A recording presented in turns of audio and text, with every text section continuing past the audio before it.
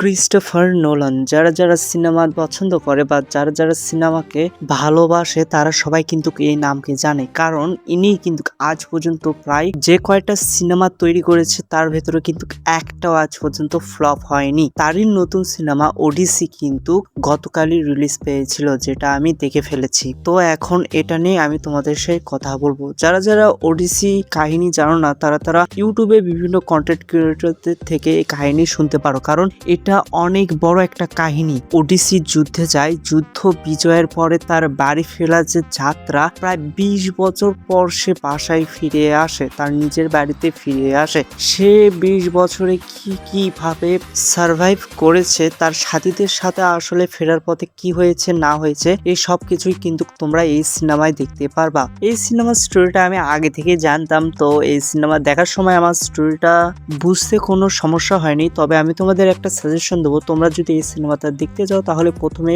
স্টোরিটা সম্পর্কে আইডিয়া নিয়ে তারপরে সিনেমাটা দেখতে যেও, নয়তো কিন্তু এই সিনেমা স্টোরিটা বুঝতে তোমাদের একটু সমস্যা হইলেও হতে পারে। কারণ ক্রিস্ট সে এমন ভাবে তার সিনেমাকে প্রেজেন্ট করে না যে তোমার মাথার ভেতরে মাথা ঢুকে, মানে মাইন্ডের সাথে মাইন্ডে খেলা করে সিনেমা স্টোরিটা তোমাকে বুঝতে হবে। সে এমন ভাবে প্রেজেন্ট করে, হ্যাঁ অন্যান্য সিনেমার মতো সে এই সিনেমায় বেশি একটা পেঁচাপেচি করেনি। আসলে যে স্টোরিটা, ওই স্টোরিটা সম্বন্ধেই সে ধারাবাহিকভাবেই চলে গেছে। কিন্তু তোমরা এমন সিনেমা দেখেছো না যে পাস্টের কাহিনী করছে, সে পাস্টের কাহিনী করতে করতে তারও পাস্টের কাহিনী চলে আসে, এইরকমই ক্রিস্ট। কারণ তার সিনেমা প্রেজেন্ট করার আইডিয়াটা পুরোই ডিফারেন্ট লেভেলের। তবে আমি একটা কথা বলতে পারি যে এটা কিন্তু আবারও একটা অস্কারের সিনেমা হতে যাচ্ছে। আর ক্রিস্টের সিনেমা যারা জানো না তারা, অস্কারের সিনেমা তো বেশিরভাগ সবাই জানো, অস্কারের প্রায় বেশিরভাগ সিনেমাই কিন্তু এই ক্রিস্টেরই সিনেমা। কারণ সে যখনই সিনেমা বানায় সেটা অস্কারে যাবে তো যাবেই ভাই। তবে হ্যাঁ, এই সিনেমাটা দেখে আমার মনে হলো এবারকার মাস অডিয়েন্সকে ক্রিস্ট একটু টার্গেট করেছে, কারণ